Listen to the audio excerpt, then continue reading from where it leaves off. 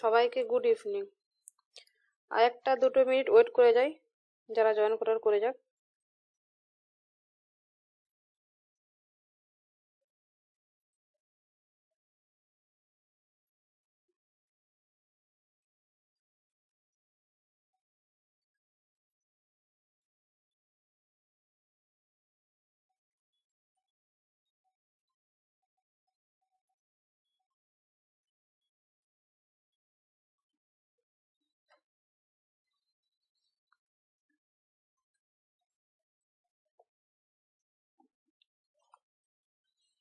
দেখো, তোমাদের তো নতুন ব্যাচ শুরু করেছি, তার জন্য একেবারে শুরু থেকেই শুরু করেছি।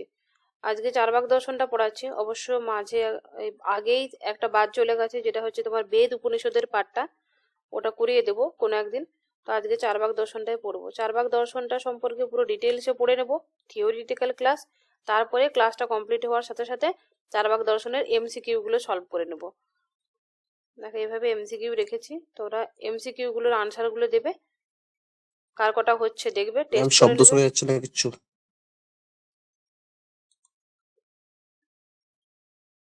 আর ম্যাম 4 দিন কি মানে একটা টপিক হবে নাকি 4 দিন 4 রকম টপিক হবে? ওটা এখন তো শুরু করেছি ইন্ডিয়ানটা দিয়ে, দেখা যাক। এখন ইন্ডিয়ানটা কমপ্লিট করি, তারপরে সেরকম হলে দুটো দুটো করে ইউনিট ধরবো। এখন আপাতত ইন্ডিয়ানটা শুরু করেছি, ওরকম ভাবে কোনো রুটিন করিনি। এখন তোমাদেরকে একটা রুটিন করে আমি পরে দিয়ে দেবো।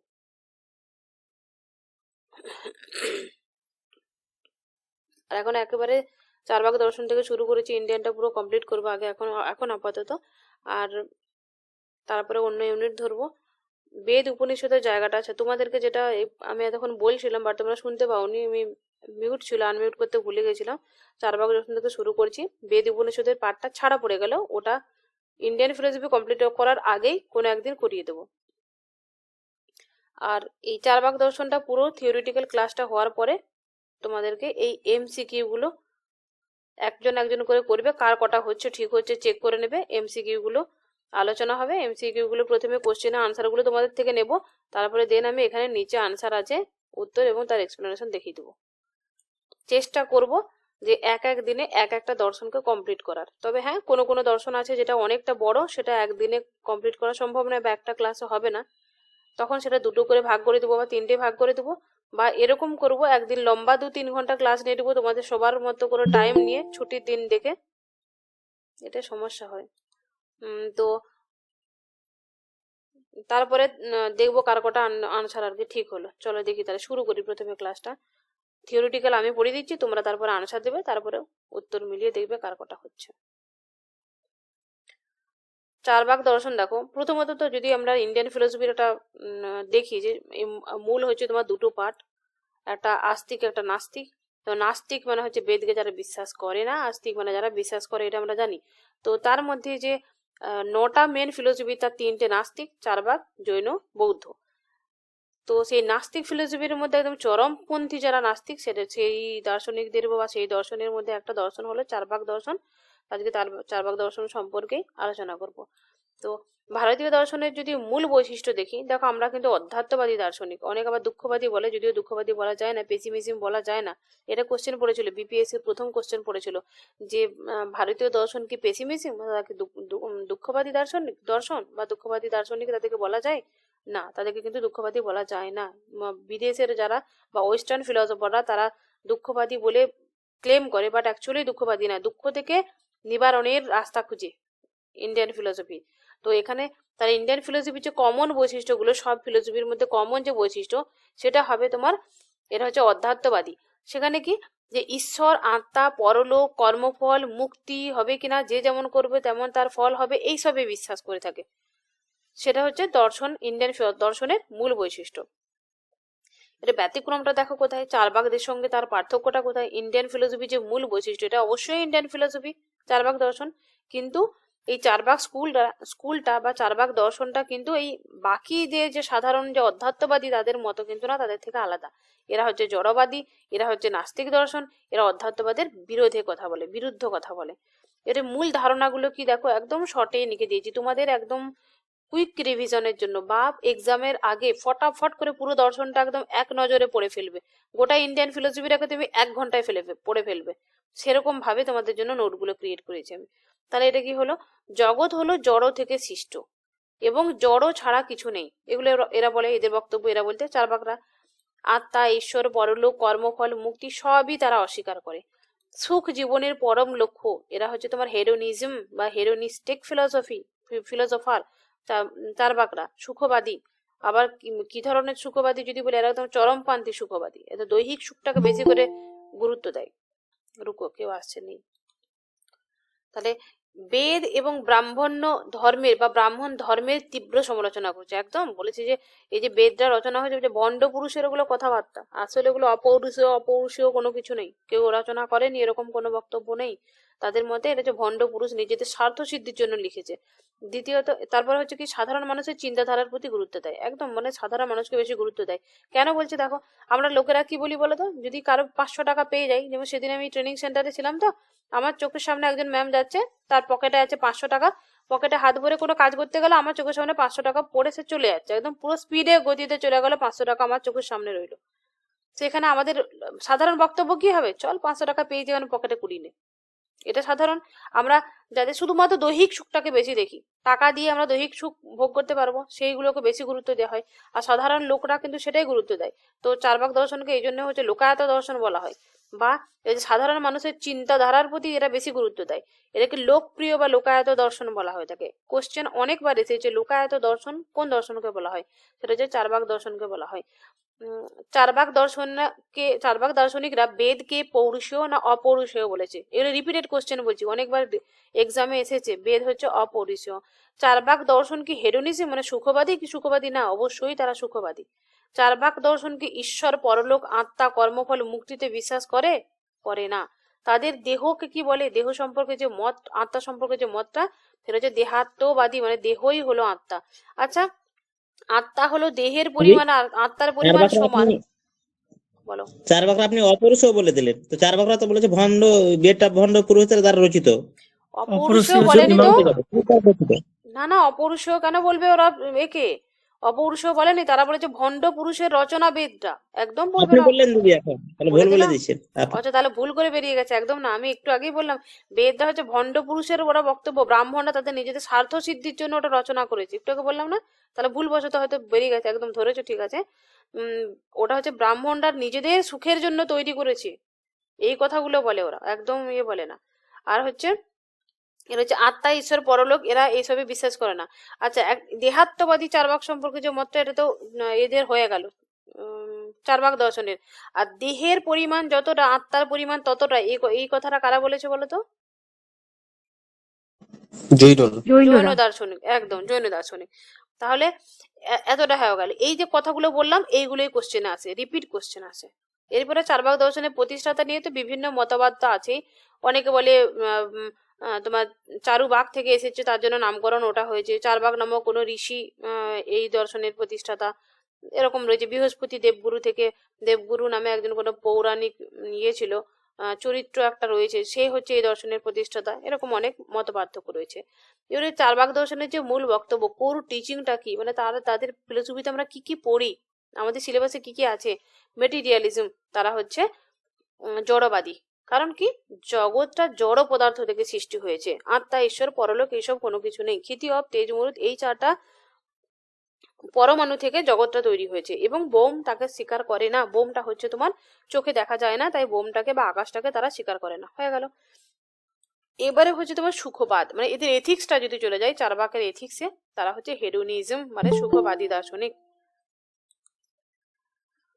জীবনের একমাত্র লক্ষ্য হচ্ছে ইন্দ্রিয় সুখ। যদি বলি যে ধর্ম, অর্থ, কাম, মোক্ষ, আমাদের ইন্ডিয়ান ফিলোসফির যে 4টা পুরুষার্থ কি, ধর্ম, অর্থ, কাম, মোক্ষ, এটাও একটা কোশ্চেন, রিপিটেড কোশ্চেন, বারবার এসেছে, ধর্ম, অর্থ, কাম, মোক্ষ। তো এই ধর্ম, অর্থ, কাম, মোক্ষের মধ্যে চার্বাকরা কটা স্বীকার করে পুরুষার্থ, বলো তো, কারা কটা স্বীকার করে? দুটো। মুখ্য আর অর্থটা হচ্ছে গৌণ। হ্যাঁ, এবারে হচ্ছে কেন মুখ্যটা, কোনটা মুখ্য? কাম। আর গৌণ হচ্ছে পয়সাটা, টাকাটা। তো কেন এটাকে মুখ্য আর এটাকে গৌণ কেন বলেছে? আসলে হচ্ছে তাদের মধ্যে দৈহিক সুখটা হচ্ছে চার্বাক দৈহিক মুখ্য। সুখকে বেশি প্রাধান্য দিচ্ছে। হ্যাঁ, আর দৈহিক সুখটাকে যদি পেতে গেলে টাকা লাগবে না। আমার এখন দরকার, আমার খুব ঠান্ডা করছে, তোমাদেরকে পড়াতে যাচ্ছি, আমি চেয়ারে বসতে যাচ্ছি, প্রচুর কাঁপুনি পাচ্ছি আমার, তাহলে এখন কি লাগবে? একটা রুম হিটার লাগবে। রুম হিটারের জন্য কি লাগবে? দেহটাকে সুখ দিতে গেলে এখন টাকা লাগবে। তো ওই জন্য টাকাটা গৌণ, তারপরে দেহটা সুখ করাই হলো দেহের সুখটাই হলো মুখ্য ওদের কাছে। আচ্ছা, এই যখন আমি কাউকে জয়েন করাবো, ভুলবশত যদি এই রেকর্ডটা অন না করি, তোমাদের চোখে জারি পড়বে, আমাকে একটু বলে দিও রেকর্ডটা অন করার কথা। আচ্ছা, ধর্মের বিরোধিতা করে, কারণ এরা পাপ পুণ্যের ধার ধারে না। এদের মতে মানে তোমার যেটা আছে খাও দাও, কালকে সকালে দেখা যাবে কি হবে। তো পাপ পুণ্যের এরা ধার ধারে না, কোনো ধর্মের কোনো ধার ধারে না, এদের ওইসবের কোনো কিছু নেই। ওরা নিজেদের মতো করে নিজেদের সুখটা সবসময় দেখে। রাজাকে তুষ্ট করে সুখে থাকার পরামর্শ, মানে বলতে চাইছে যদি তোমার পিছনে কাউকে তেল দিয়ে যদি ভালো কাজ হয়ে যায়, তুমি তেল দাও, তাতে যদি তোমাকে যদি একদম ঘি দেয়, তুমি ঘরে এনে খাও। এবারে অধ্যাত্মবাদ। অধ্যাত্মবাদের আন্ডারে কি কি আছে বলো তো? পাপ পুণ্য, কর্ম ফল, ঈশ্বর, আত্মা, এগুলো কি এইসবের গুরুত্ব দেয়? এদের কাছে এইসবের গুরুত্ব নেই, এবং বেদের বিরোধিতা করেছে। তাই বলছে বেদকে হচ্ছে প্রতারকদের সৃষ্টি বলে নিন্দা করেছে, অতি প্রাকৃত সব ধারণা অস্বীকার করেছে। অতি প্রাকৃত ধারণা কি বলতো? যেটা চোখে দেখা যায় না। এই যে আমি বলছি যেমন টিভি কর্ম করবে তেমন ফল পাবে, এই যে কথাটা, তাহলে এই কথাটা বুঝে কোথায় আছে, এটা বাস্তব কোথায় ঘটছে। এই যে অতি প্রাকৃত কাল্পনিকের কোনো জায়গা ওদের কাছে নেই। এই চারবাক নামকরণের উৎপত্তি, মানে কোথা থেকে চারবাক নামটা এসেছে, কেন এসেছে, সেটা সম্পর্কে চারু বাক থেকে, মানে চারু বলতে শ্রুতি মধুর আর কি, মনোরম কথা, মানে মনকে শান্তি দিবে এরকম ধরনের কথা থেকে চারু শব্দের অর্থ হলো এইগুলো, মনোরম বা শ্রুতি মধুর। তো এখান থেকে চারবাক শব্দটা এসেছে। চর্ব ধাতু থেকে, চর্ব ধাতু হচ্ছে খাওয়া দাওয়া, তাহলে খাওয়া দাওয়া ভালো করে ভোগ করো, এইসবই থেকে চারবাক নামটা এসেছে, এইসব কথাগুলো বলে। এবং বৃহস্পতি থেকে, পৌরাণিক কাহিনী অনুসারে এটা অসুরদের ধ্বংসের জন্য বৃহস্পতি এই দর্শনের প্রচার করেছে এরকম বলে, তার জন্য কোনো বৃহস্পতি নামক কোনো মুনি ঋষি এই দর্শনের প্রতিষ্ঠাতা বলে স্বীকার করে। চারবাক দর্শনের সম্প্রদায় কোনটা? 3টে সম্প্রদায়, শুধু সম্প্রদায়গুলোর নাম মনে রাখলেই হবে। ঐতন্ডিক সম্প্রদায়, ধূর্ত সম্প্রদায়, আর একটা হচ্ছে তোমার সুশিক্ষিত চারবাক সম্প্রদায়। এবারে কথা হলো, কোশ্চেন পড়ে তত্ত্বপপ্লববাদী কাদেরকে বলে? এটা চারবাকদেরকে বলে, এটা কোশ্চেনটা অনেকবার এসেছে।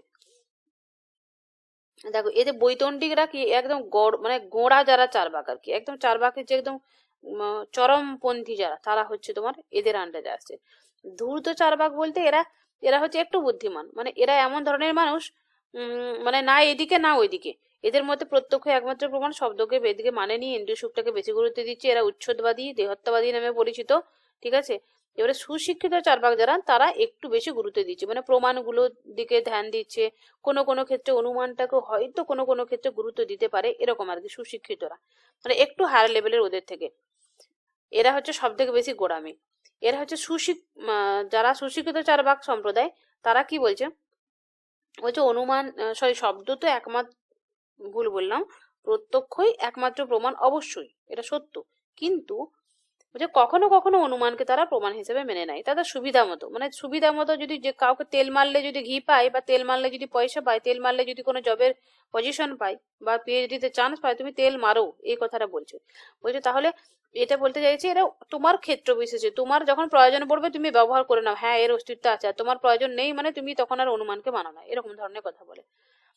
এরা তাহলে এই মতো পরীক্ষাতে নকল করি না, কিন্তু সুযোগ পেলে ভালো ছাত্র হলেও নকল করে নি, যদি সুযোগ পাওয়া যায়। এমনি করি না, কিন্তু সুযোগ পেলে নকল করে নি। সুযোগ বলে কে করেনি, আমাকে বলে আমি এখন সুন্দর করবো, তা আমরা এর অধীনে পড়ে যাবো। রেকর্ডটা বন্ধ করে একটা কথা বলছি। আচ্ছা, তাদের কিছু মতবাদ আধ্যাত্মিকতা থেকে উন্নীত হয়েছে, যা তাদের প্রাথমিক জড়বাদ থেকে আলাদা। এটা নর্মাল বিষয়, মানে যে সুযোগ পেলে সবাই করবো, আমরা হিউম্যান বিং, বলছে না চারবাকরা লোকায়ত, লোকের মনের কথা বলে। আচ্ছা আমি একটা কথা বলছি, ওখানে দেখো এমন কোনো জায়গা হতে পারে তো যে আমি কোনো কিছু পেলাম, আমি নিজে নিয়ে নিলাম, এটা হবে? এটা মানে হিউম্যান বিং, আমাদের ভেতরে দুটো মানুষ রয়েছে, কান্ট বলেছে না, একটা শয়তান মানুষ একটা শুদ্ধ মানুষ।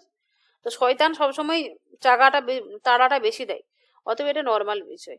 তাহলে হচ্ছে তার এবারে সুশিক্ষিত চার্বাকরা আরো কিছু বলছে, মানে তাদের কাছে কিছু মতবাদ আধ্যাত্মিকতার দিকে উন্নীত হয়েছে এবং তাদের প্রাথমিক জড়বাদ থেকে আলাদা করেছে। মানে একেবারে জড়বাদী চরমপন্থী যারা ছিল তাদের থেকে এরা কিছুটা ক্ষেত্র বিশেষে আধ্যাত্মিকতার কথা বলছে।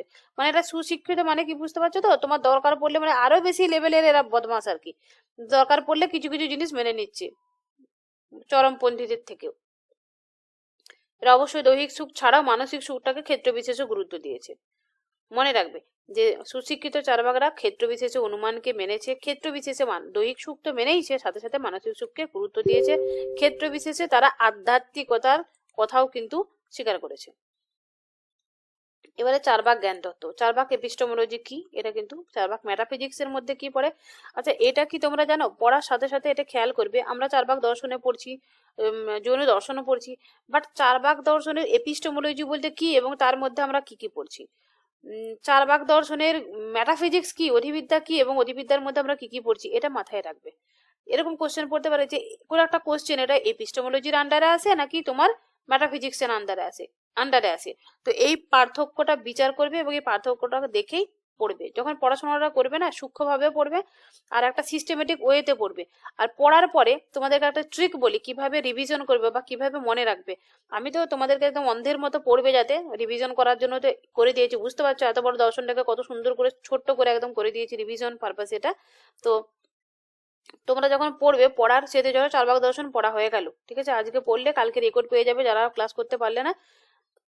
যখন রিভিশন তুমি অবশ্যই করবে, অন্য দর্শন শুরু করার আগে এটাকে রিভিশন করবে। কিভাবে করবে? চোখটা বন্ধ করবে, একদম প্রথম থেকে লাস্ট পর্যন্ত আমার পিডিএফটা যেটা দিব, এই পিডিএফটা প্রথম থেকে লাস্ট পর্যন্ত শুধু মনে মনে কল্পনা করবে যে এই দর্শনের প্রতিষ্ঠাতা হচ্ছে এটা, এরা হচ্ছে অধ্যাত্মবাদী দার্শনিক নয়, অধ্যাত্মবাদকে গুরুত্ব দিচ্ছে না। ভারতীয় দর্শনের মূল বৈশিষ্ট্য হলো তারা অধ্যাত্মবাদী, আত্মা, ঈশ্বর, কর্মফল, ঈশ্বর এগুলোকে মেনেছে।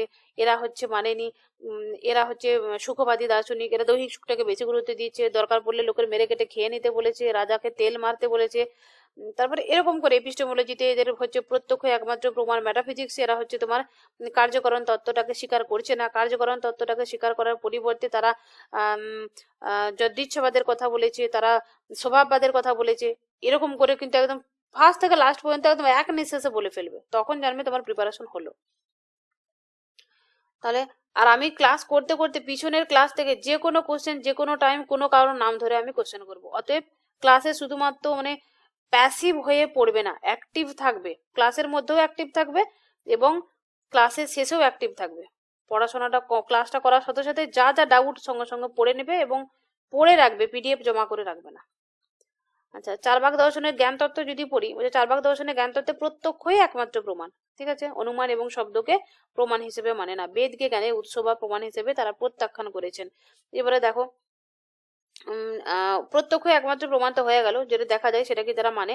তাহলে অনুমানটাকে তারা প্রমাণ হিসেবে কেন মানছে না? অনুমানকে তারা মানছে না কারণ অনুমান হচ্ছে তোমার ব্যক্তি নির্ভর। যদি অনুমানের সংজ্ঞাটাকে যাই, অনুমানের সংজ্ঞাটা যদি পড়ি, তাহলে সেখানে কি হচ্ছে, অনুমানটা হচ্ছে তোমার জ্ঞাত থেকে অজ্ঞাতর দিকে চলে যাওয়া, তাই তো।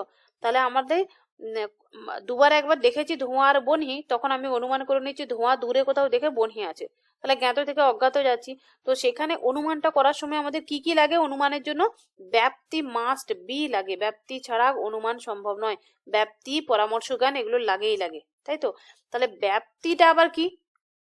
ব্যাপ্তি জ্ঞানটা কি? মানে দুবার আমি যখন রান্নাঘরে ধোঁয়া এবং আগুন দেখলাম, অতএব ধোঁয়া আর আগুনের একটা সামঞ্জস্য আছে মেনে নিলাম। যজ্ঞশালায় দেখলাম, পাহাড়ে যখন দেখছি তখন ধরে নিচ্ছি। তাহলে এটা এরকম করে বারবার ধূম আর হেতুর, সাধ্য আর হেতুর ইয়েটা দেখছি না, কি হচ্ছে ওটা, সাধ্য হেতু হচ্ছে না, হ্যাঁ সাধ্য আর হেতুর বারবার প্রত্যক্ষ করার পরে আমি হেতুটা পাচ্ছি। তাহলে বলতে চাই যে হেতু জ্ঞানটাই তো অনুমানের উপর ভিত্তি করে, সরি অনুমানটা তো ব্যাপ্তি জ্ঞানের উপর ভিত্তি করে, ব্যাপ্তি ছাড়া তো অনুমান সম্ভব হচ্ছে না। আর ব্যাপ্তিটাই আমি মানছি না, ব্যাপ্তিটাই তো অস্বীকৃত হচ্ছে, তাহলে অনুমানটাকে আমরা মানছি না, বাদ দিল। এবারে হচ্ছে শব্দটাকে মানবো না কারণ শব্দটা হচ্ছে তোমার ভণ্ড শব্দ, মানে হচ্ছে তোমার বলে না ওই বিশ্বাসযোগ্য ব্যক্তির বাক্য হলো শব্দ। তাহলে ওই যে লোকটা বিশ্বাসযোগ্য, তাকে আমি বিশ্বাস কিভাবে করব? এটাও তো অনুমান নির্ভর, তাহলে ওটাকেও আমি মানলাম না। আর বেদ তো পুরোপুরি ভণ্ডদেব পুরুষের রচনা, ওটা কোনো অপৌরুষীয় নয়, অতএব বেদকে তো মানবই না। তাহলে এখানে তোমার অনুমান শব্দ কোনো প্রমাণকে তারা মানলো না, তাদের মতে একমাত্র প্রমাণ হলো প্রত্যক্ষ। এটা হাজারো বার কোটিবার এক্সামে এসেছে। এবারে আচ্ছা, চারবাক জ্ঞানতত্ত্বের যে কি বৈশিষ্ট্য, এগুলো যেগুলো আমি এতক্ষণ বললাম এখানে রয়েছে। চারবাক একমাত্র প্রমাণ, অনুমান এবং শব্দের অস্বীকৃতি রয়েছে। প্রত্যক্ষ জ্ঞানের শ্রেণী বিভাগ রয়েছে। দেখো, বাহ্য প্রত্যক্ষ, মানস প্রত্যক্ষের কথা বলেছে। বাহ্য প্রত্যক্ষ মানে কি, আমরা বাইরের যে 5টা ইন্দ্রিয় দিয়ে যেগুলো হয় সেটা হচ্ছে বাহ্য প্রত্যক্ষ। আর মনের দ্বারা যে সুখ দুঃখ, ঘৃণা, এইসব লোভ, এইসব অনুভূতিগুলো, এগুলো হচ্ছে তোমার মানস প্রত্যক্ষ। সমালোচনা যদি করি, দেখো, আচ্ছা, অনুমান ছাড়া কি আমরা জীবনে বেঁচে থাকা সম্ভব বলো তো? আমাদের ব্যক্তিগত লাইফে কে বাঁচতে পারবে? না সম্ভব না নয়। ম্যাম। তাহলে অনুমানকে অস্বীকার করার কিন্তু একদম সার্বিক জ্ঞানকে অস্বীকার করতে হবে অনেক সময়। বাস্তব জীবনে অনুমান এবং শব্দের প্রয়োজনীয়তা প্রচুর। এখন বর্তমানে যে আমার কাছে তুমি পড়ছো, এটা শব্দের উপর নির্ভর, শব্দগানের উপর নির্ভর হচ্ছে না, মানে আমাকে বিশ্বাসযোগ্য ব্যক্তি ভাবছো তো না, তার জন্য তো পড়ছো। মানে বিশ্বাস না করে তাহলে কি করে হবে? মানুষকে বিশ্বাস করতে হবে, বিশ্বাস করে ঠকো সেটা আলাদা বিষয়, বাট বিশ্বাস অনুমান ছাড়া বাস্তব জীবনে সম্ভব নয়। এরপর হচ্ছে তোমার চারবাকের ভ্রান্তি সংক্রান্ত ব্যাখ্যা যথেষ্ট শক্তিশালী নয়। মানে এই যে চারবাকদের ভ্রান্তি সংক্রান্ত ব্যাখ্যা, মানে এই যে বলে দিচ্ছে যে অনুমানটা আমি দেখতে পাচ্ছি না, অতএব ওটা সত্য মানছি না। তাহলে এই ধরনের যে ব্যাখ্যাগুলো ওরা একদম সঠিকভাবে ব্যাখ্যা দেয়নি, নিজেদের বক্তব্যটা বলে দিয়েছে এই করো ওই করো, বাট যেগুলো বলেছে করতে সেটা বাস্তব জীবনে মেনে নেওয়াটা বা ওইভাবে চলাটা খুব কঠিন। এইভাবে কিন্তু আমরা সমালোচনা করতে পারি। এটা ধর আমি বইয়ের থেকে সমালোচনা কিছু করেছি এবং নিজের ভাষায় এগুলো লিখেছি। এবার হচ্ছে তোমার কথা হলো, তুমি নিজেও এখানে একটা সমালোচনা অ্যাড করে দিতে পারো। তোমার রিসার্চের টপিক কি হবে, রিসার্চ সিনপসিস কিভাবে লিখবে বা রিসার্চের প্রবলেম কিভাবে খুঁজবে, এটা হলো একটা বলে দিলে, মানে কি পরবর্তী ক্ষেত্রে তোমরা তো অবশ্যই রিসার্চ করতে যাবে অনেকে। তো এখানে একটা তুমি পয়েন্ট খুঁজতে পারো যে চারবাক জ্ঞান তত্ত্বের তুমি সমালোচনা নিজে থেকে দিতে পারো। এরপর হচ্ছে অনুমান প্রমাণ নয়, অনুমান প্রমাণ নয়। প্রত্যক্ষ খণ্ডন করব। চারবাক মতে বলছে যা কিছু দেখা যায় তাই কিছু বিশ্বাস করা যায়, মানে দর্শনযোগ্য পদার্থ হিসেবে বিশ্বাসযোগ্য, যা দেখি না তার কোনো অস্তিত্ব নেই। হুম, তাহলে আমি জাপান দেখিনি, তাহলে কি জাপান নেই দিদি? জাপান তো অবশ্যই আছে। হ্যাঁ, তুমি খণ্ডন করবে, লিখে রাখো, রিসার্চের টপিক বানাও। এরপরে চলো অনুমান প্রমাণ নয়। তাহলে অনুমান প্রমাণ নয়, এটা তো আগেই বললাম, জ্ঞাত কোনো বস্তু থেকে অজ্ঞাত বস্তুতে যেটা পায় সেটা অনুমান। অনুমান তোমার ব্যাপ্তি নির্ভর, ব্যাপ্তিটাকেই চারবাকরা মানছে না, অতএব তারা অনুমানটাকেও প্রমাণ হিসেবে মানছে না। একদম অনুমান হচ্ছে ব্যাপ্তি জ্ঞান বা নিয়ত সহচর্যের উপর নির্ভরশীল। ধোঁয়া আগুনের নিয়ত সহচর্য, এবং ধোঁয়া যেখানে আছে আগুন যেখানে আছে, যতটা আমি বলে দিলাম এখানে গল্পের মতো, এগুলো এখানেতেই ওটা রয়েছে। এরপরে দেখো শব্দ প্রমাণ। শব্দ প্রমাণকে কেন অস্বীকার করেছে বলে ফেললাম, যেটা বলে দিয়েছি, তোমরা নোটটা নিজেরা পড়ে নিও। এবারে চলে আসি চারবাক অধিবিদ্যা। আচ্ছা, আমি এগুলো রিপিট পড়াচ্ছি না, মানে এমনি এমনি লাইন লাইন তোমাদেরকে পড়ে শোনাচ্ছি না, বাট আমি যেগুলো বলে দিলাম এগুলোই লাইনে লেখা, এখানেই লেখা আছে। ক্লাসটা কমপ্লিট করব পুরো কোশ্চেন আনসার সহ 1 ঘন্টার মধ্যে চেষ্টা করছি। এটা 1/2 ঘন্টার মধ্যে হয়ে গেলে 1/2 ঘন্টার মধ্যে কোশ্চেন আনসার এক্সপ্লেনেশন করব। চারবাক অধিবিদ্যা দেখো, চারবাক দর্শন হলো ভারতীয় প্রাচীন বস্তুবাদী দর্শনের একটা গুরুত্বপূর্ণ শাখা। ঈশ্বর, আত্মা, পুনর্জন্ম, কর্মফল তত্ত্বকে এরা হচ্ছে অস্বীকার করেছে। এদের মতে একটু মানে রিভিশন হয়ে যাচ্ছে আর কি পুরোটা। দর্শনের মূল ভিত্তি হলো প্রত্যক্ষবাদ। জগতের প্রকৃতি অস্তিত্ব সম্পর্কে তাদের বিশেষ ধ্যান ধারণা রয়েছে। এরপরে কার্যকরণ তত্ত্ব। যদি বলা হয় চারবাকরা কার্যকরণ তত্ত্বকে কি আমরা যেরকম নর্মালি কার্যকরণ তত্ত্ব সেভাবে কি স্বীকার করেন? ইয়েস আর নো, তখন বলবো অবশ্যই নো, তারা ওইভাবে স্বীকার করে না। তারা ওই কার্যকরণ সম্বন্ধটাকে অস্বীকার করছে। কার্যকরণের অব্যভিচার সম্পর্ক নেই, মানে আমরা কি বলি, কোনো ব্যভিচার বা দোষ নেই, কার্য এবং কারণ, কার্য থাকলে কারণ থাকবেই, এই কথাটা বলি। বাট এরা বলছে এটা স্বব্যভিচার সম্পর্ক, অব্যভিচার সম্পর্ক নয়। কার্য এবং কারণের মধ্যে অনিবার্য কোনো সম্পর্ক নেই। কার্য থাকলেই যে কার্য, কারণ থাকলেই যে কার্য হবে, বা কারণ থেকেই যে কার্যটা হচ্ছে, এরকম অনিবার্য সম্পর্ক নয় এটা। স্বভাববাদের কথা বলেছে চারবাক, মানে চারবাকদের যে এই এই যে কার্যকরণ সম্পর্কটা, এটাকে ব্যাখ্যা করার জন্য তারা বস্তু স্বভাব নিয়মের কথা বলেছে বা স্বভাববাদের কথা বলেছে। স্বভাববাদটা কি? জগতের উৎপত্তি, স্থিতি, প্রলয় বস্তুর নিজস্ব স্বভাবের ফলে ঘটে। বলছে যদি প্রশ্ন করি যে চারবাকরা বলছে যে কার্যকরণ সম্পর্কটা মানছে না, তাহলে চারবাক দিকে বললাম, তাহলে এই জগতে যে এত বৈচিত্র্য ঘটছে, আজকে আমি দুধটা আনলাম, 3 দিন পরে দই হয়ে গেল, তাহলে এগুলো কি ব্যাখ্যা তুমি কি করবে? এত বৈচিত্র্য ব্যাখ্যা কিভাবে করবে?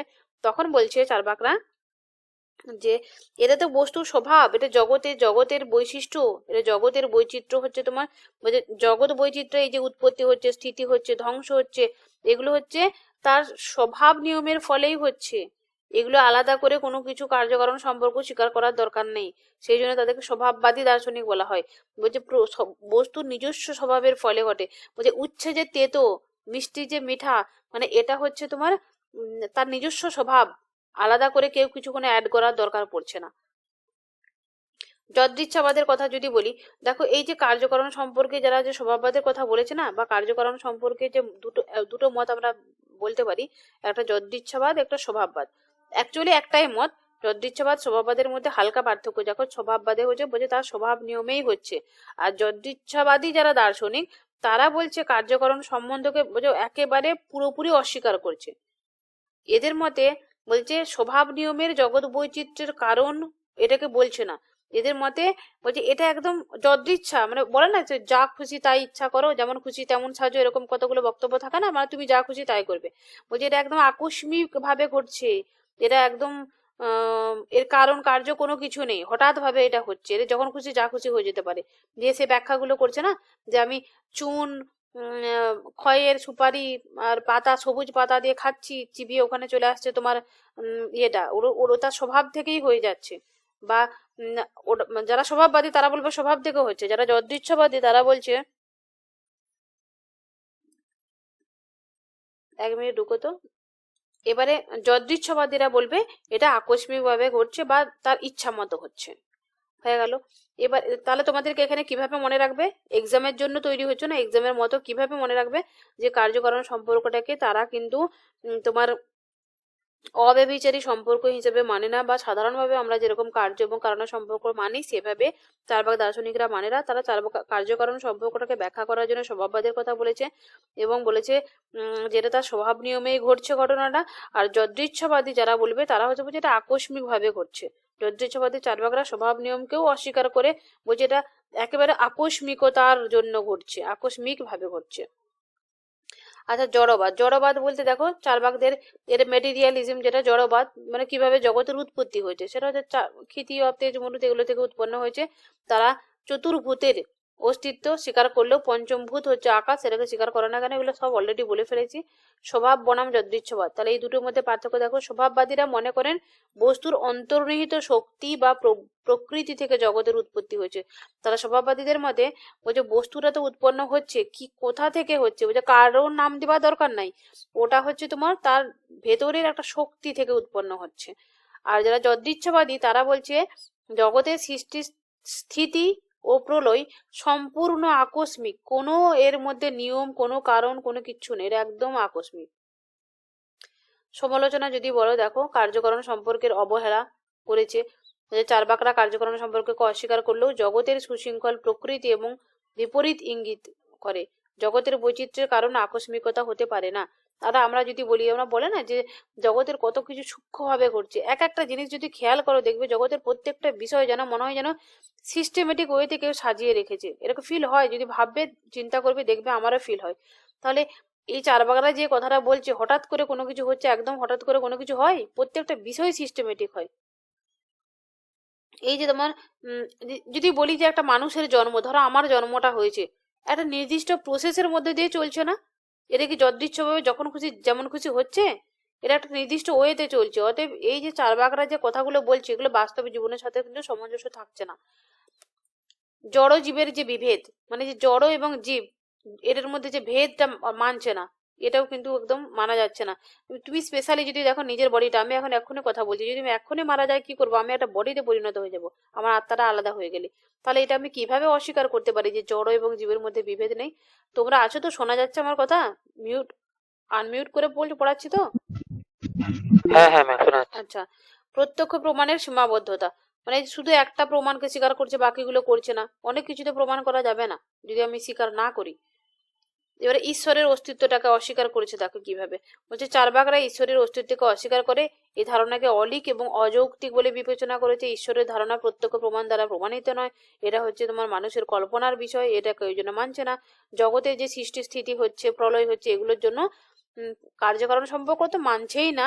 বলছে ঈশ্বর ঈশ্বর তো মানছেই না, সাথে কার্যকারণ সম্পর্কটাই মানছে না। তারা উল্টে যদৃচ্ছবাদের কথা বলেছে, প্রাকৃতিক ভাবে এগুলো ঘটছে বলছে, বা এটা স্বভাববাদের কথা বলছে তারা।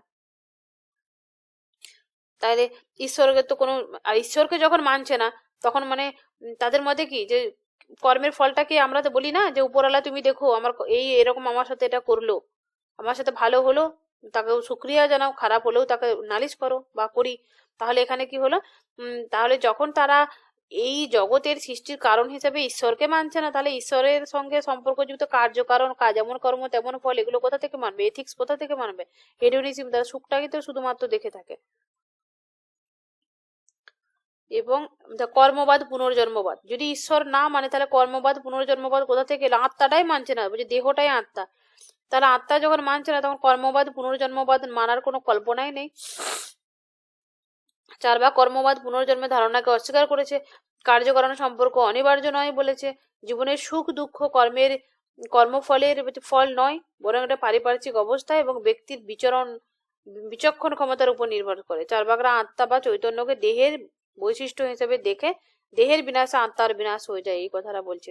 পুনর্জন্ম এবং পরকাল একটি ভিত্তিহীন কল্পনা। এবারে হলো মোক্ষের প্রতি চারবাকদের প্রতিক্রিয়া কিরকম। আচ্ছা, মোক্ষকে কিভাবে গুরুত্ব দিবে?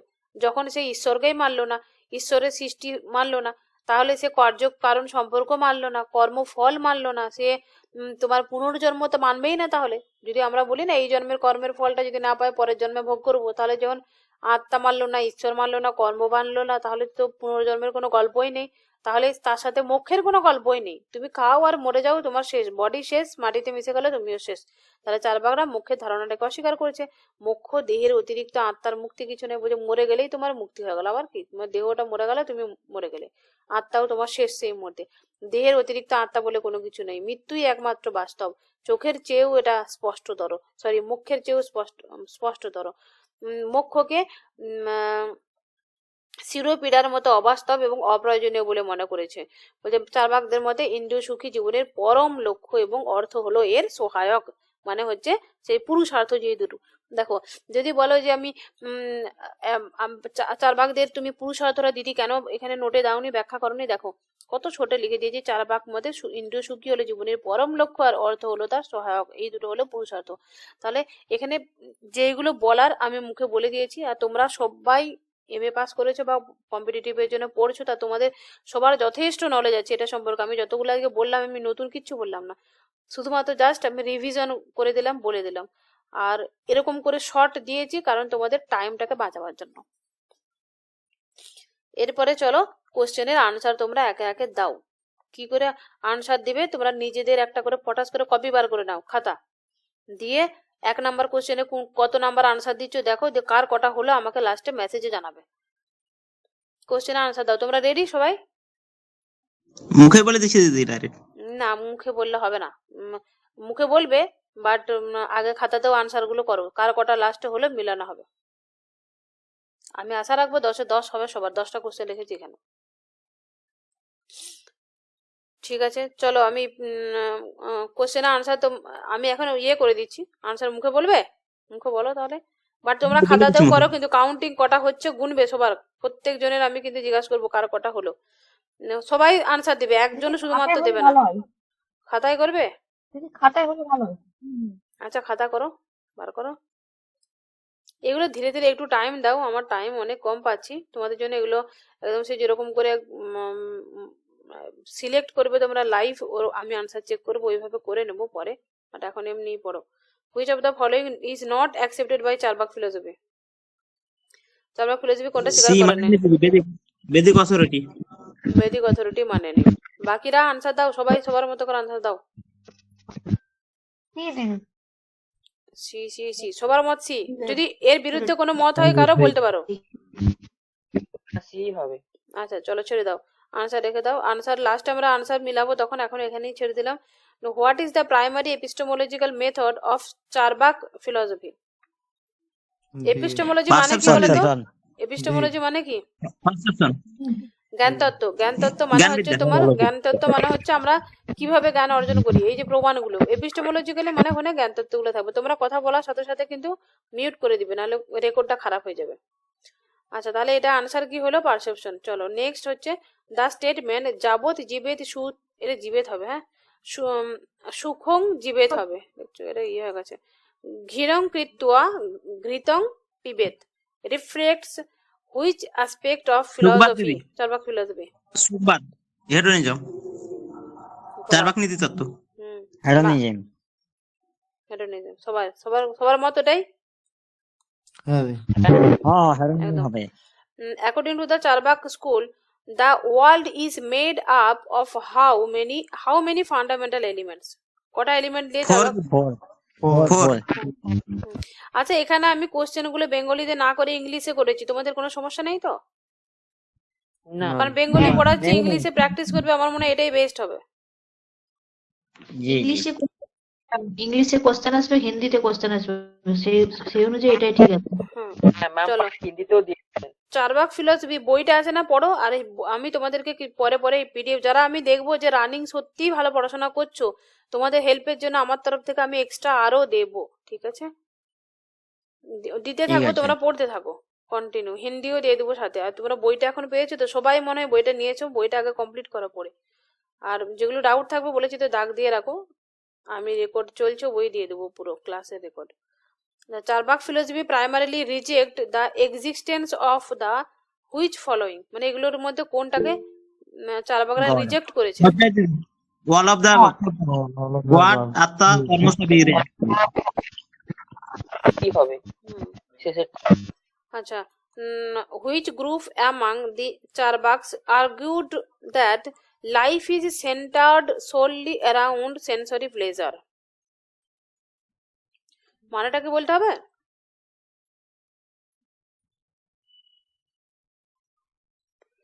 Which group among the Charvaka, মানে চারবাকদের যে গ্রুপ বলতে চারবাকরা তিনটে সম্প্রদায় না, সেই তিনটে সম্প্রদায়ের মধ্যে কোন সম্প্রদায়টা যুক্তি দিচ্ছে যে life is centred solely around sensory pleasure, মানে আমাদের লাইফের যে মেন গোল হলো আমাদের সেন্সরি প্লেজার, মানে দৈহিক সুখ। সেন্সরি মানে ইন্দ্রিয় সুখ। কি? ইন্দ্রিয় সুখ, দৈহিক, হ্যাঁ ইন্দ্রিয় সুখটাকে বেশি গুরুত্ব দিচ্ছে কারা? বৈতন্ডিক হবে। বৈতন্ডিক, ধূর্ত। গুরুত্বটা হবে না দিদি, বইটা শুধু খণ্ডন করেছে, সব মত খণ্ডন করেছিল। হবে না।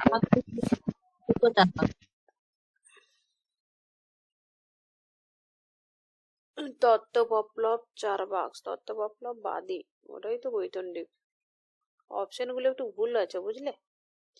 এই কোশ্চেনটা বৈতন্ডিক যদি বলি, তত্ত্ববপ্লববাদী, মানে দুটো একই হয়ে যাচ্ছে। এই কোশ্চেনটা একটু ছাড় দাও, হ্যাঁ, এটা ভুলে যাবে কোশ্চেনটাকে। কোশ্চেনটাকে আমি দুবার রেডি করবো, ঠিক করতে হবে। একটু অপশন গুলো ভুলে দিয়েছি। নেক্সট কোশ্চেনটা পড়ো আর আনসার দাও।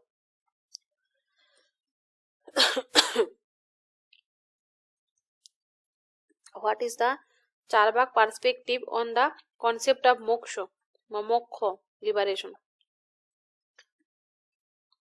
মোক্ষের লিবারেশনে কনসেপ্ট অফ মোক্ষ, মানে মোক্ষের যে কনসেপ্টটাকে চারবাকরা কোন দৃষ্টিভঙ্গি থেকে দেখে? It is a state of eternal bliss, it is a attainable through detachment, C it দিদি, is a irrelevant death. irrelevant as death is only reality. দুই একমাত্র মুক্তি।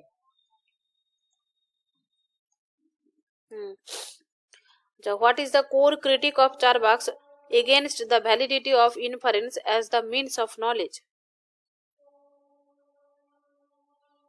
Core critique Charbak against the validity of inference, মানে inference এর validity কে critique করেছে কোনটা?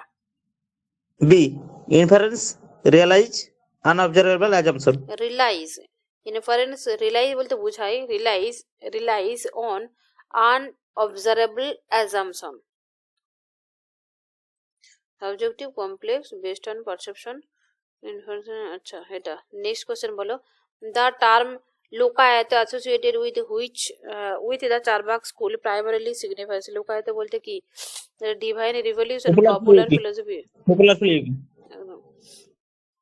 According to the Charbak school, the rejection of বৈদিক authority is based on the belief that, মানে কোন বিশ্বাসের উপরে ভিত্তি করে বৈদিক অথরিটিকে রিজেকশন করেছে চারবাকরা? Vedas are eternal. Vedas are written by the trustworthy individuals. কোন ব্যক্তির দ্বারা রচিত বেদ। আচ্ছা, চলো এবারে আনসার গুলো এখানে দিয়েছি, দেখো। বলছে which of the following is not accepted by Charvaka philosophy, এটা হচ্ছে তোমার বেদিক অথরিটির কথা বলছে। বেদিক অথরিটির কথা কেন বলছে? অপশন গুলো মনে হচ্ছে আমার এরকম যদি আনসার গুলো কেটে কেটে করতাম।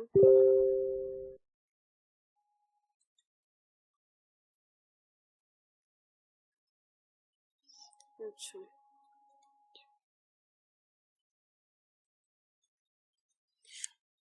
আনসারটা হচ্ছে কোনটাকে অ্যাকসেপ্টেড করেনি বেদিক অথরিটিকে। ওরা অবশ্যই মেটেরিয়ালিজম, অবশ্যই হেডোনিজম, অবশ্যই সেন্সরি পারসেপশনের কথা বলেছে, এটাকে অ্যাকসেপ্ট করেনি। ডিটেলস আমি এখানটায় পড়ে দিচ্ছি, আনসারগুলো লিখে দিয়েছি। Charvaka school reject the authority of Vedas, viewing them as creations of humans for social manipulation. They emphasize materialism, hedonism, তাই তো? তা মেটেরিয়ালিজমের বাংলাটা কি বলতো? জড়বাদী। জড়বাদ। জড়বাদী, সুখবাদী এবং সেন্সরি পারসেপশনটাকে তারা কিন্তু গুরুত্ব দিচ্ছে ভ্যালিড সোর্স অফ নলেজ হিসাবে। তাহলে আনসার হয়ে গেল বেদিক অথরিটি। নেক্সট দেখো, পারসেপশনটাকে তাদের একমাত্র প্রমাণ, অনুমান এবং শব্দকে প্রমাণ হিসেবে তারা মানছে না। দেন দেখো, এই কথাটা হচ্ছে তোমার হেডোনিজম মানে সুখবাদী, এদের মতে বক্তব্য কি বলছে? As long as you live happily even if you have to incur debt মানে ঋণ আর কি, to drink ghee. It underscores Charbak's emphasizes on seeking sensory pleasure and ultimate goal of life. তাদের জীবনের মেন গোল কি হলো? সেন্সরি প্লেজার, দৈহিক বা ইন্দ্রিয় সুখ।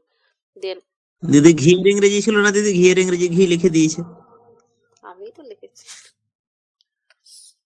আপনি চলো, লিখেছেন? অ্যাকর্ডিং টু মেন কনসেপ্টটা বোঝাতে হবে, তার জন্য ঘি লিখতে হলে ঘি, মাখন লিখতে হলে মাখন লিখতে হবে। এখন চলো, according to the Charvaka school, আমি এখন 2-3-4 মাস পরে একজন কম্পিউটারে কাজের জন্য কাউকে নেব। তোমাদের মধ্যে যদি কেউ পরে টাইম পাও তো যদি তোমাদের মধ্যে থেকেই কাউকে নেবো, নাহলে দেখবো তখন পরে। একার দ্বারা হচ্ছে না, একসঙ্গে কম্পিউটারে কাজ করে উঠতে পারছি না, টাইম পাচ্ছি না। চলো, according to the Charvaka school, একজন করে দিত, বাট সে এখন ব্যস্ত হয়ে পড়েছে, সে আর করতে পারবে না। According to the Charbak school, the world is made up of how many fundamental element? 4টা। সেটা হচ্ছে তোমার কি? খিতি অফ তেজ মরুদ। They reject the existence of the 5th element Akash. It cannot be perceived, এই জন্য তারা রিসিভ করছে না। আচ্ছা, আমি না বাংলাতে বলেছি, এখানে ফুললি আমি ইংরেজিতে বলছি, তোমাদের কারো কোনো সমস্যা হচ্ছে না তো? কেউ কিন্তু মানে লজ্জা করবে না, একদম ডিরেক্টলি জানাবে। কারা আওয়াজ পড়ছে না কেন তোমাদের? অনেকজন তো আছে তোমরা ক্লাসে।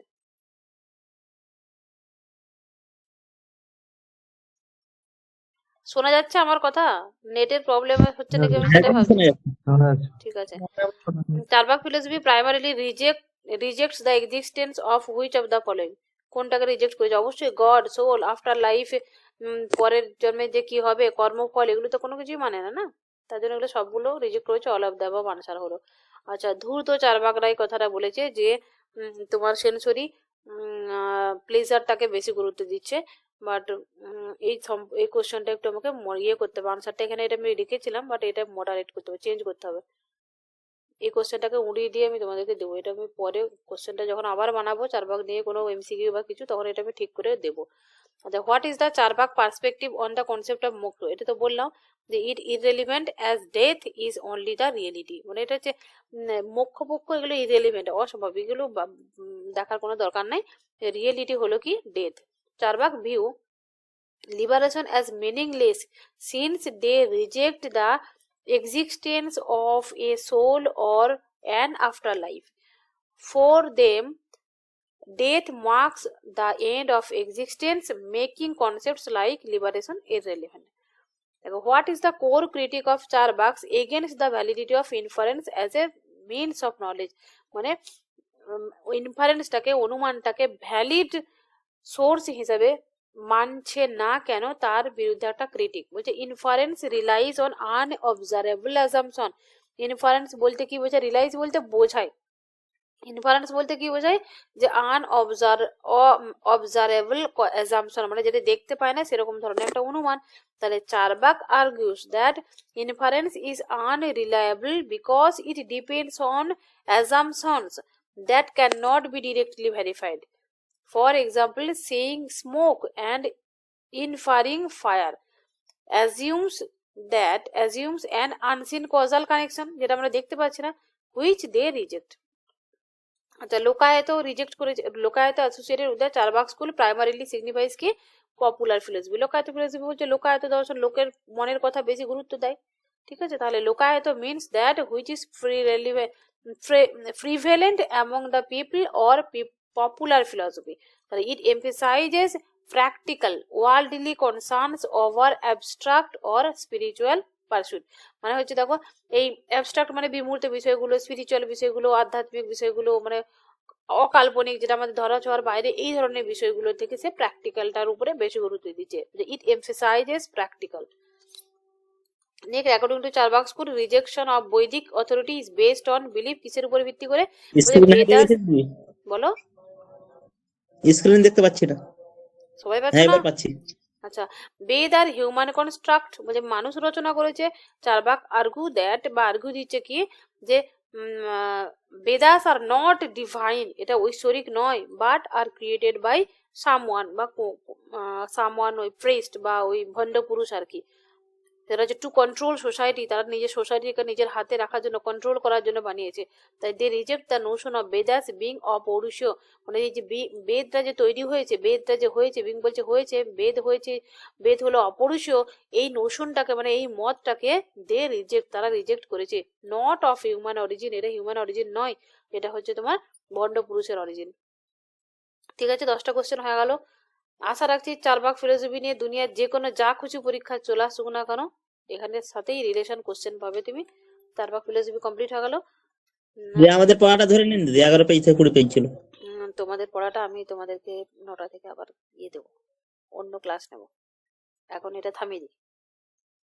ঠিক আছে,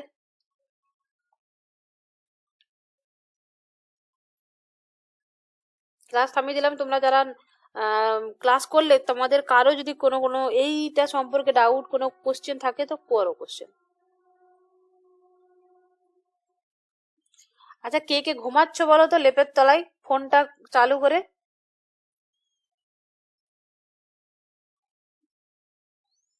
নাম ধরে রাখবো কিন্তু সাড়া না দিলে। কোনো কোশ্চেন নেই। ঠিক আছে, কোনো কোশ্চেনে সেটাও বলতে হবে। আর অ্যাক্টিভ থাকবে ক্লাসের মধ্যে। বাকিরা হ্যাঁ ম্যাম। কারো কোনো কোশ্চেন নেই তো? কোনো ডাউট, কোনো কোশ্চেন? এই সিস্টেমে ক্লাস ঠিক আছে, পছন্দ?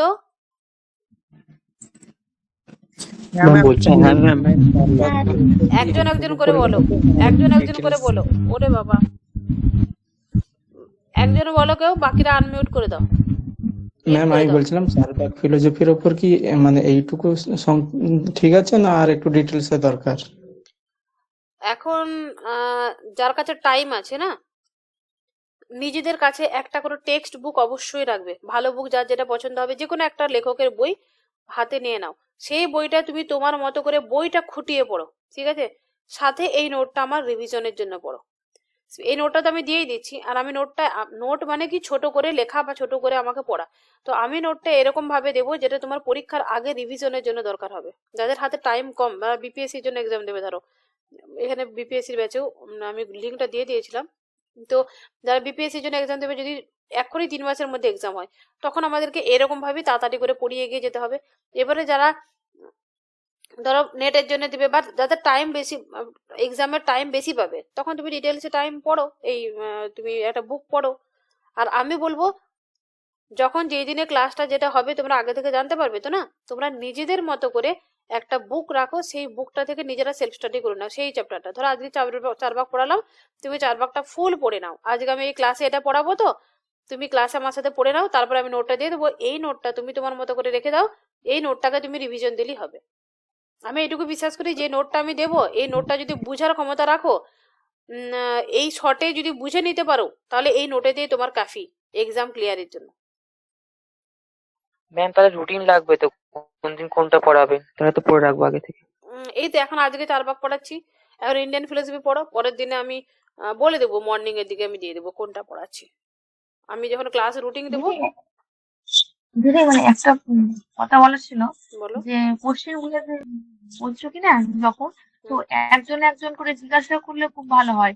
মানে আচ্ছা ঠিক আছে, সবাই তো একসাথে অ্যান্সার দিচ্ছে, বা তাছাড়া তুমি যেটা বলছিলে খাতায় করে রাখছো, বা অন্য কোনো প্রশ্ন সবাই একসাথে দিচ্ছে, তা করলেও হয়। ঠিক আছে, নাম ধরে ধরে জিজ্ঞাসা করবো। আমার একটা প্রবলেম ছিল দিদি, যে ইংলিশের ওই ব্যাপারটা আমি ঠিক মানে বুঝতে পারছি না। ইংলিশের ওইটাই আমার একটু প্রবলেম আছে। ইংলিশের ওটা বলতে? মানে ইংলিশে তুমি যে প্রশ্নগুলো করাচ্ছিলে না, হুম। অ্যান্সার গুলো, একটু আমার প্রবলেম আছে। মানে বাংলায় কোশ্চেন চাইছো? না, বাংলায় কোশ্চেন চাইছি না, কিন্তু আমি নতুন যেহেতু শুরু করলাম তো, আর হুম। সেভাবে তো আমার ডিটেলস পড়াও নেই, কারণ এমএ কমপ্লিট করে তো আমার বিএড চলছে, আর আমি প্রথম তোমার এটাতে মানে নিলাম, অ্যাডমিশন নিলাম, তো আমি সেই হিসেবে এখনো তোমার ইংলিশ তো যেহেতু কিছু পড়িনি, কারণ বাংলাতে এতদিন আচ্ছা, পড়ে বুঝে আসলাম। গেছি, ঠিক আছে, আমি তাহলে ধ্যান দেবো, ইংলিশটা কোশ্চেনটা পড়ে আমি কোশ্চেনটা মানেটা বাংলায় বুঝিয়ে দেবো। হ্যাঁ হ্যাঁ দিদি, তাহলে আর আমার একটু এরকম, সুবিধা হয়। হ্যাঁ ঠিক আছে, আর একটা জিনিস শুনে নাও, আমি এই যে পড়াচ্ছি না, তোমার হয়তো 15 দিন 1 মাস প্রবলেম হবে, কোটির কষ্ট লাগবে শুনতে, কিন্তু আমি অনবরত পড়াবো, তুমি শুনতে থাকো, তো শুনতে শুনতে তোমার ইংলিশটা শুনে শুনে ইংলিশ শিখে যাবে। হ্যাঁ, তো আমি ওটা, হ্যাঁ সেটা তো অবশ্যই শুনবো, কিন্তু আমি তোমাকে এটা জানিয়ে রাখলাম, কারণ হ্যাঁ, তুমি অনেক একদম। সময় পড়বে, তখন হয়তো আমি পারবো না, তার জন্য বলে রাখলাম। আচ্ছা ঠিক আছে, এই যে এখানে দেখো তোমার বাংলার সাথে সাথে ইংলিশটা যেখানে যতটুকু সম্ভব হয়েছে দিয়েছি। আর ইংলিশে নোট, এরা যারা ইংলিশে নোট নিতে চাইবে ইংলিশে ফুল নোট থেকে দিয়ে দেবো, ইংলিশ বাংলা দুটোই দিয়ে দেবো। ঠিক আছে, চলো ক্লাসটা ম্যাম আর থামিয়ে দিলাম। তাহলে খুব ভালো হয়। বলো, একজন করে বলো। আমি বলছি নেট ব্যতীত মানে ওয়েস্ট বেঙ্গলের সেট আর পিএসসি মাস্টার মিস্ট্রেস আর এসএলএসটি এই 3টা পরীক্ষায় তো বাংলা ভার্সন হয়, তাই তো? পিএসসি মনে হচ্ছে ইংলিশ কোশ্চেন হবে, বাংলা হবে না। ইংলিশে? পিএসসি ইংলিশ কোশ্চেন হবে, সেটটা অনলি বাংলায় হবে, বাকি আর কোনো কোশ্চেন বাংলায় হবে না। আচ্ছা মিউট করো না, প্রচুর শব্দ হচ্ছে কারো কাছ থেকে। দিদি এসএলএসটি এটা তো বাংলাতে হয় হ্যাঁ, দিদি, এসএলএসটি বাংলায় হবে, বাংলা কোশ্চেন হবে। আর বিপিএসসি ইংলিশে হবে তাই বললে, বাসে তাই তো? ইংলিশ হবে, বিপিএসসি ইংলিশ আর হিন্দি দুটো থাকবে, নেটে তোমার ইংলিশ আর হিন্দি দুটো থাকবে, পিএসসি তে তোমার ইংলিশ কোশ্চেন থাকবে, সেটেতে বাংলা থাকবে। হ্যাঁ, সেটা তো বাংলা থাকে।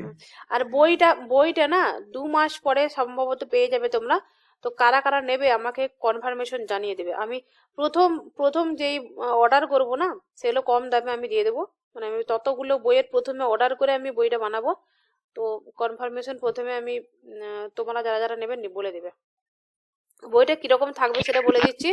বইটা ধরো এরকম ধরনের শর্টে, মানে প্রত্যেকটা টপিক ধরে ধরে হবে, ধরো এটা পড়ানোর জন্য নোট হিসাবে বানিয়েছি, তো তো ওখানে প্রত্যেকটা থিওরি, যেমন এই ধরো মেটেরিয়ালিজম, একটু সুন্দর করে মেটেরিয়ালিজম ব্যাখ্যা করা হবে, তো বাংলাতে বইটা হবে, যেরকম করে তোমার ট্রুম্যান্স বা উপকারসে যে বইগুলো আছে না, আমরা নেটের জন্য পড়ি, একটা অল ইন ওয়ান, মানে একটা বইয়ের মধ্যে সমস্ত ইউনিট থাকে লুকিয়ে ঢুকিয়ে, ঠিক সেরকম ভাবে বাংলাতে পুরো হবে। তোমরা যারা নেটের জন্য পড়বে তারাও বাংলাতে একবার পড়ে নিতে পারবে বইটা, বা সেট নিবে তারা তো পারবেই। তবে হ্যাঁ, তার সাথে সাথে কোশ্চেনও এরকম দেবো, ঠিক আছে, যেরকম কোশ্চেন দিয়েছি পার চ্যাপ্টার শেষ হওয়ার সাথে সাথে পিছনে এরকম করে শর্ট কোশ্চেন কিছু কিছু করে দিয়ে দেবো, এরকম বাংলাতে বই একটা বেরোচ্ছে। তো যারা নেবে এখন বলে দিলাম, যারা যারা নেবে তারা মেসেজ করে রাখবে, আমাকে কনফার্মেশন দিবে, তাদেরকে কাউন্টিং করে নেবো আমি, দিয়ে বইটা অর্ডার করে দেবো, প্রথমবারে বেতন কম টাকাতে নেবো আর কি, দিব।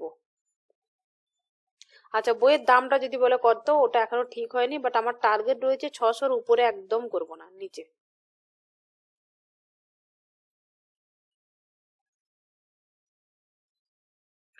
ঠিক আছে, ক্লাস থামিয়ে দিলাম ম্যাম এখানে, বইটা হ্যাঁ। কি নেট এর উপর?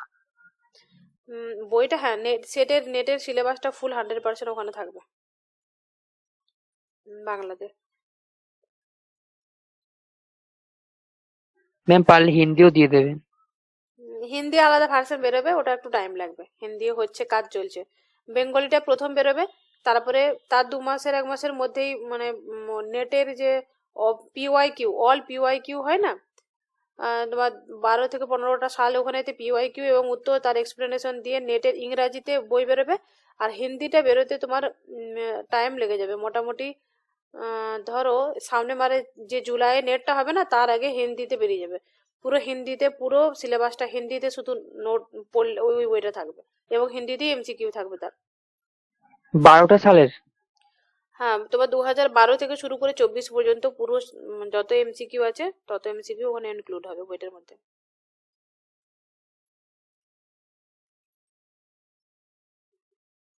তোমরা টাইম নাও, ওয়েট করো, যখন বেরোবে তার একদম আমি তার কিছুদিন আগে নেব।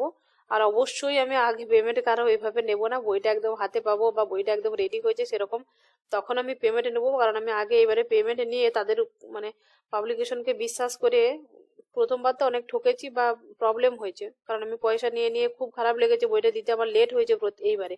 প্রথমবারে যারা তোমরা অর্ডার করেছিলে মনে হয় তোমাদের 40টা মতো বই ছিল, অর্ডার ছিল, তখন ওই বইগুলো আমি মানে 1 মাস 35 দিন কভার হয়ে গেছে তারপরে বইটা দিতে পেরেছি, খুব খারাপ লেগেছে। এত মেসেজের মানে আমি রিপ্লাই দিতে পাগল হয়ে গেছি। তো এই দ্বিতীয়বার আগে থেকে পেমেন্ট নেবো না, বই রেডি হবে তারপর তোমাদেরকে খবর বলে দেবো।